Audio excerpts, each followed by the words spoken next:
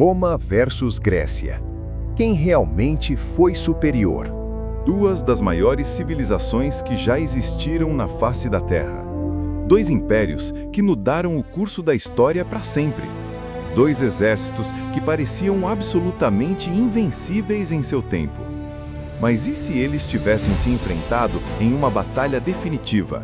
Sem piedade, sem rendição, apenas um poderia sair vivo do campo de batalha. Quem venceria? Roma, o império que dominou 3 continentes e conquistou o mundo conhecido. Um exército profissional, implacável, que transformou a guerra em uma ciência exata. Legiões que marchavam em perfeita sincronia, destruindo tudo em seu caminho. Grécia, o berço da civilização ocidental, a terra que nos deu a filosofia, a democracia e a arte da guerra organizada. Guerreiros treinados desde a infância, que consideravam a morte em batalha a maior honra que um homem poderia alcançar. Hoje, nós vamos além da teoria. Vamos analisar cada aspecto militar, cada arma, cada tática. E no final, você vai saber exatamente quem venceria neste confronto épico. Bem-vindo ao Top Curiosidades. Eu sou o seu narrador e este é mais um episódio de Batalhas de Gigantes da História. Prepare-se, porque esta batalha vai surpreender você. O Império Romano. Vamos começar conhecendo nosso primeiro combatente em detalhes. Do lado esquerdo do campo de batalha, temos o Império Romano. No auge de seu poder, Roma controlava mais de 5 milhões de quilômetros quadrados. Isso é maior que toda a Europa moderna, da Britânia gelada ao deserto da Síria, da Espanha às fronteiras da Pérsia. Tudo pertencia a Roma. Mas o império não foi construído com diplomacia, foi construído com sangue, suor e aço. As legiões romanas eram máquinas de guerra perfeitamente calibradas e cada soldado era uma peça essencial dessa máquina mortal. Um legionário romano típico entrava para o exército aos 16 ou 17 anos de idade. Ele não era um cidadão comum convocado para a guerra. Não, ele era um profissional, um guerreiro de carreira, que dedicaria os próximos 25 anos de sua vida exclusivamente à arte de matar. O treinamento era brutal. Todos os dias, sem exceção, mesmo em tempos de paz, o legionário treinava. Marchava 30 quilômetros com 30 quilos de equipamento nas costas. Praticava formações de combate até que seus movimentos fossem perfeitos, automáticos e instintivos. E se ele falhasse? Se quebrasse a formação em batalha, a punição era a morte, executado por seus próprios companheiros, porque Roma não tolerava fraqueza. Roma não tolerava erro. Agora vamos falar sobre o equipamento. O legionário carregava cerca de 30 quilos de armamento e suprimentos, mas cada peça tinha um propósito específico, testado em centenas de batalhas. No topo, um capacete de bronze ou ferro, com protetores para as bochechas e a nuca. Impossível de cortar, difícil de perfurar, projetado especificamente para desviar golpes de espada e lança. No torso, a famosa lorica segmentata, tiras de metal sobrepostas que permitiam movimento total enquanto ofereciam proteção excepcional. Flechas ricocheteavam. Espadas deslizavam sem causar dano. Na mão esquerda, o escutum, o escudo retangular curvo que se tornou símbolo do poderio romano. Media 1,20 m de altura, pesava 10 quilos e quando milhares deles se juntavam, formavam uma parede impenetrável de madeira reforçada e metal. Na mão direita, o gladius, 60 centímetros de aço mortal. Não era uma espada para duelar. Era uma arma para matar rápido, eficiente, um golpe no abdômen, nas costelas, no pescoço. Entrada, torção, saída. Próxima vítima. Mas a arma mais mortal de Roma não era o gladius. Era o pilum, a lança de arremesso romana. 2 metros de comprimento com uma ponta de ferro que se dobrava ao impactar. Por quê? Para que o inimigo não pudesse arrancá-la do escudo e devolver. O escudo ficava inutilizado, pesado, tinha que ser descartado. Soldado sem escudo era soldado morto. E agora, a parte mais importante, a parte que realmente fazia Roma invencível: a organização. Uma legião romana tinha 5.400 homens, divididos em 10 coortes. Cada coorte tinha 6 centúrias, cada centúria tinha 80 homens comandados por um centuriano. Isso não era apenas um exército, era uma máquina hierárquica perfeitamente lubrificada. Ordens viajavam da linha de frente ao comando em segundos. Manobras complexas eram executadas com precisão cirúrgica. Roma tinha formações para cada situação imaginável. Enfrentando cavalaria, formação quadrada. Sob ataque de arqueiros, testudo. Terreno irregular, linhas abertas em ordem de caçadores. Precisando penetrar o centro inimigo, cunha. E quando a batalha terminava, enquanto outros exércitos descansavam, os romanos construíam estradas, pontes, fortes fortificados com muralhas e fossos. Tudo em uma única noite. Roma não vencia apenas com soldados, vencia com engenharia. A Grécia Antiga.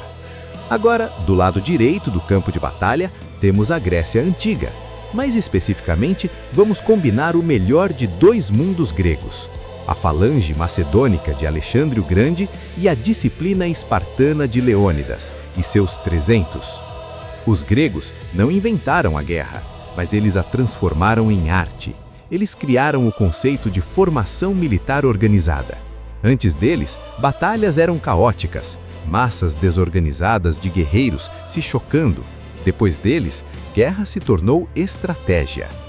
O hoplita grego começava seu treinamento aos 7 anos de idade, especialmente em Esparta, onde meninos eram arrancados de suas famílias e jogados em campos de treinamento brutais. Aprendiam a suportar fome, frio, dor. Aprendiam que a morte era preferível à desonra. Um ditado espartano resume tudo. Quando uma mãe entregava o escudo ao seu filho indo para a guerra, ela dizia apenas isto: com ele ou sobre ele. Volte vitorioso carregando seu escudo, ou volte morto sendo carregado sobre ele.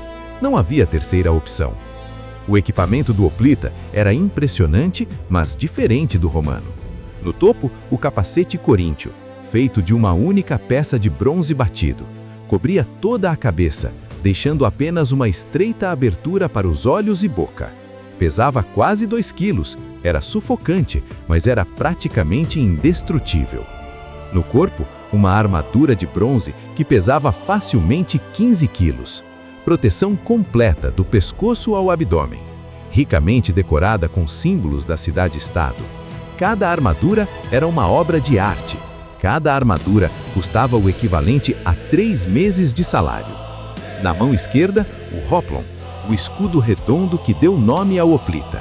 Quase 1 metro de diâmetro, 10 quilos de madeira, bronze e couro. Mas aqui está o segredo. O hoplon era seguro de forma diferente. Uma alça central e uma correia na borda. Isso significava que metade do escudo protegia o soldado à esquerda. Em outras palavras, cada hoplita dependia do companheiro ao lado para sobreviver. Se um homem fugisse, quebrasse a linha, todos morriam. Isso criava uma pressão social impossível de quebrar. Você não lutava apenas por si mesmo, lutava pelo homem ao seu lado, seu irmão, seu amigo. E então temos a arma que mudou tudo: a sarissa, a lança macedônica de Alexandre o Grande. 6 metros de comprimento, feita de madeira de corniço leve, mas incrivelmente resistente. Ponta de ferro afiada como navalha. 6 metros. Pense nisso. Enquanto o romano, com sua espada de 60 centímetros, tentava se aproximar, ele enfrentava uma floresta de pontas de lança. 5 filas de sarissas apontadas para ele. Impossível de penetrar, impossível de desviar. Mas a sarissa tinha um custo. Ela exigia as 2 mãos para ser empunhada. O hoplon tinha que ser reduzido, preso ao frente-braço com correias. Menos proteção individual, mais dependência da formação. E então nós temos a falange, a formação que Alexandre usou para conquistar da Grécia até a Índia sem perder uma única batalha. Imagine 16.000 homens lado a lado, escudos travados, as 5 primeiras filas com as sariças estendidas para a frente, as filas de trás com as lanças levantadas, prontas para abaixar quando os da frente caíssem. Quando a falange avançava, o chão tremia. O barulho dos escudos se chocando, das botas batendo em uníssono, dos gritos de guerra, era aterrorizante. Muitos inimigos fugiam antes mesmo do contato, mas aqui está o problema fatal da falange. Ela era devastadora em campo aberto e plano, absolutamente devastadora. Mas em terreno irregular, subindo uma colina, atravessando um rio, a formação se quebrava, gaps se abriam, e nesses gaps a falange morria. Flexibilidade não era o forte da Grécia. Análise comparativa. Agora que conhecemos nossos combatentes, vamos à análise. Vou avaliar 6 categorias decisivas, e no final, você terá o veredito. Primeira categoria: disciplina militar. Roma vence aqui, sem sombra de dúvida. As legiões romanas eram exércitos permanentes, soldados profissionais que treinavam todos os dias por décadas. A disciplina era tão rígida que historiadores registram casos de legiões marchando em formação perfeita, mesmo sob ataque de flechas, sem quebrar o passo. Gregos eram disciplinados, especialmente os espartanos, mas a maioria eram cidadãos soldados, fazendeiros, mercadores, artesãos que pegavam em armas quando necessário.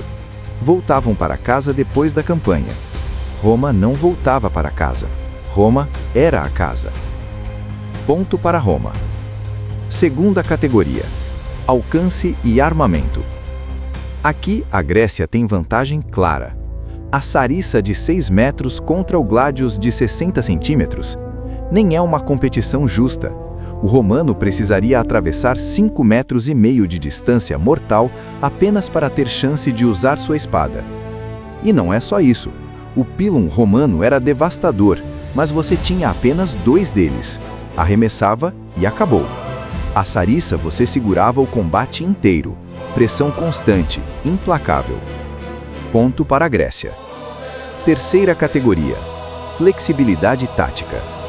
E aqui, Roma esmaga completamente. Os romanos tinham formações para cada situação imaginável. Enfrentando cavalaria, formação quadrada. Sob ataque de arqueiros, testudo. Terreno irregular, linhas abertas em ordem de caçadores. Precisando penetrar o centro inimigo, cunha.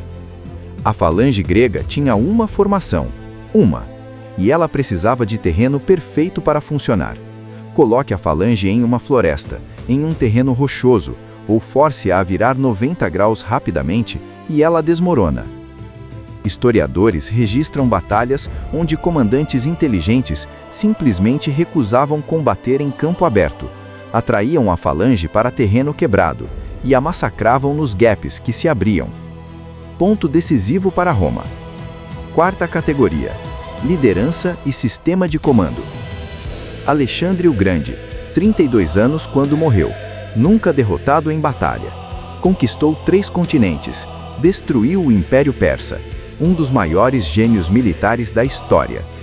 Mas ele era um homem, e quando esse homem morreu, o Império Grego imediatamente entrou em colapso. Seus generais brigaram entre si, o Império foi dividido e nunca mais recuperou a glória. Roma não dependia de um homem, Roma era um sistema. Júlio César cai, surge Augusto. Trajano morre, chega Adriano. Geração após geração de comandantes brilhantes, todos treinados na mesma escola militar, todos seguindo os mesmos manuais táticos. O Império Romano continuou conquistando por mais de 5 séculos depois da morte de seu fundador, porque Roma não era um homem, Roma era uma ideia, uma máquina que não parava. Ponto crucial para Roma. Quinta e sexta categoria: engenharia e logística. Isto nem é competição. Roma construiu 85.000 quilômetros de estradas pavimentadas, aquedutos que levavam água por centenas de quilômetros, pontes que ainda estão de pé 2000 anos depois. Quando Roma sitiava uma cidade, não era apenas um cerco, era um projeto de engenharia, muralhas duplas, torres de assalto de 30 metros de altura, catapultas que arremessavam pedras de 50 quilos a 200 metros. O cerco de Alésia é um exemplo perfeito.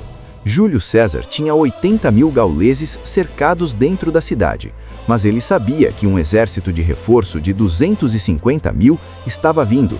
Então, o que ele fez? Construiu 2 muralhas, uma voltada para dentro, prendendo os gauleses na cidade, outra voltada para fora, para segurar o exército de reforço.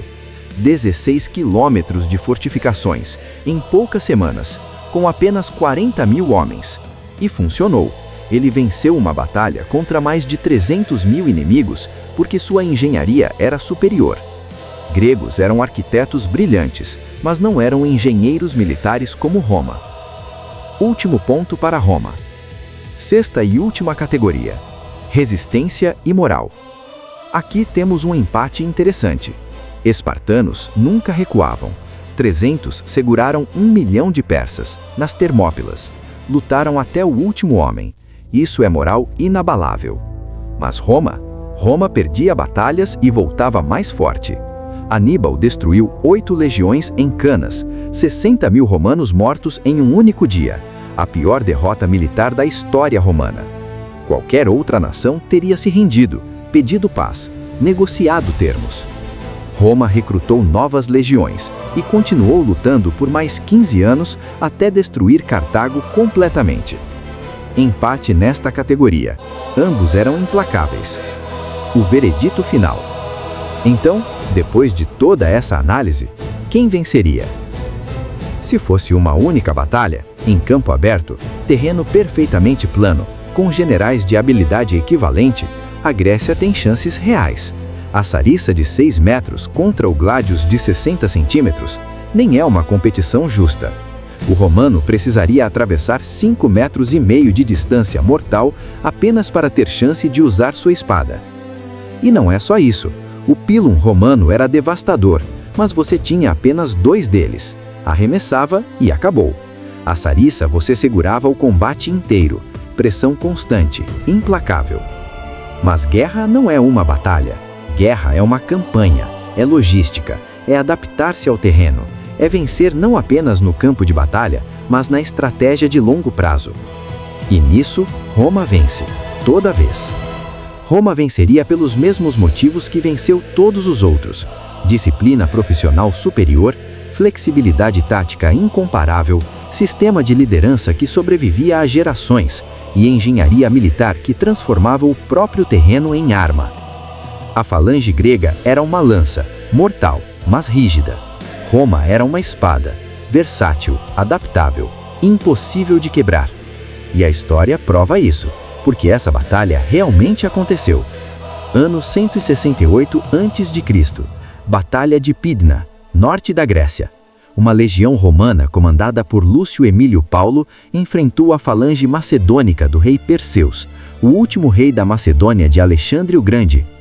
44.000 macedônicos, 29.000 romanos. Terreno inicialmente favorável aos gregos. No início, a falange dominou. As sarissas empurraram os romanos para trás. Elas pareciam invencíveis. Testemunhas descreveram a falange avançando como uma parede de pontas de ferro, inapagável. Mas aí, o terreno mudou. Pequenas elevações, rochas. A falange começou a se fragmentar. Pequenos gaps se abriram entre as unidades. E os romanos, treinados para explorar exatamente essas fraquezas, infiltraram, penetraram nos gaps e, uma vez dentro da formação, com seus gládios, massacraram. Resultado final: 20.000 macedônicos mortos, 11.000 capturados. O rei Perseu fugiu, mas foi capturado dias depois. Foi o fim da Macedônia como potência independente, o fim da era grega de dominação militar e o começo da supremacia absoluta de Roma sobre o Mediterrâneo. Roma venceu em Pydna e depois continuou vencendo por mais 500 anos, até que não restasse ninguém para enfrentar. Essa foi mais uma batalha de batalhas de gigantes da história. Grécia nos deu filosofia, democracia e a arte da guerra organizada. Mas Roma pegou essa arte e a aperfeiçoou. Se você gostou deste vídeo, deixe seu like aqui embaixo. Se você discorda do veredito, se você acha que em outras condições a Grécia venceria, me conte nos comentários. Se você é novo aqui no canal Top Curiosidades, se inscreve no canal, porque na próxima semana nós vamos ter vikings contra cavaleiros medievais, machados nórdicos contra armaduras de aço, fúria berserker contra código de cavalaria. Você não vai querer perder. Até lá!